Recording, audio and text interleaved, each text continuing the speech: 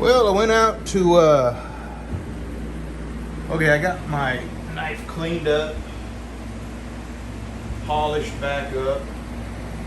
No warps, looks pretty good. And I was going to cut my handle to the right thickness, and I went out there and my DeWalt table saw wouldn't start. So I came in here and I flipped breakers thinking I might have had a breaker kicked off.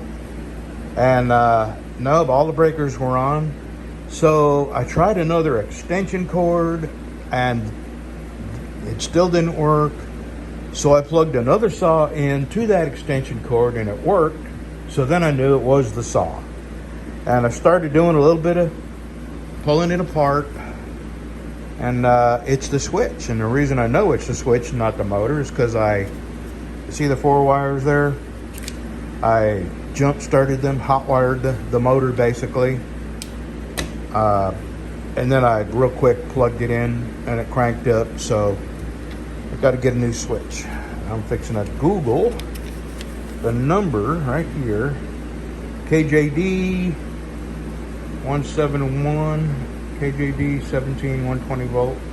I don't know if there's another number on. Oh, maybe that.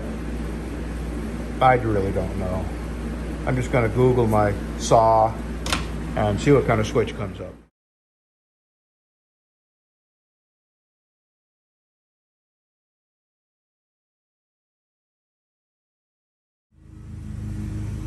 I just wanted to show you my electrician's nightmare. Oh, good Lord. Are you okay? Jeez. Hope I didn't break you. Yeah, that's not something you want to do, but you know, I needed my saw. And I needed to figure out if it was the motor or the plug or the switch. All right, let's go home and eat some chili. Okay, I found the switch, 28 bucks. And I'm just doing this so I won't forget. I'll have a record of it. The 2 black wires go on this side, and the 2 white wires go on this side. And that's with on facing up. Now, I'm gonna wait till I get that switch, but I'm gonna have to tap this little pin out because this switch comes out towards me. There's little tabs that hold it in. So, I went ahead and cut with it, yeah. I got just some jumper wires, and I'll let my wife know that I got jumper wires in there, and just not to use the saw till I get the switch in there. I got it unplugged. It's just me and her, and nobody will make any mistakes, so there's no chance of anybody getting hurt. But I did want to get these cut, because I want to get this mounted on there today. All right, that's the next step. Sand these down a little bit. Oh, I gotta drill my holes and then roughly cut them to the shape of the knife, and then sand them, clean them up, acetone them, and epoxy it with the pins. Okay, let's give you a sneak peek of what it's gonna look like. Now, the nose of these have been buffed and polished. So now I'm fixing to acetone everything and epoxy this all together. Alrighty then.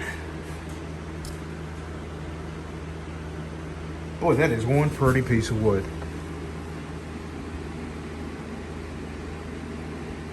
And I did have the tiniest little warp right on the very edge of the blade. And what I did was grind this back about probably 3/32 of an inch. And I was able to get that warp, little tiny microscopic warp. You had to look really close to see it. And when you sharpened it is when it would be the most notable, because you'd have a nice clean sharpening edge and then a little bobble. So anyway, I ground back beyond the little warp. It was microscopic, but it would have been noticeable after sharpening it. Okay, so we'll be back out here tomorrow morning. Now I gotta go work on a chainsaw. Actually, I gotta sharpen a chain and do a couple things. And okay. Oh, thunder! Where's my wife? Where are you at? Where are you at? We'll park your lawnmower.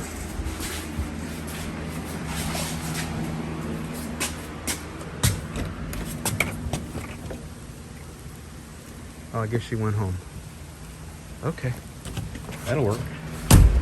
Well, what do you want to do? You want to make another knife? You look like you want to make another knife. It's still early. It's raining out.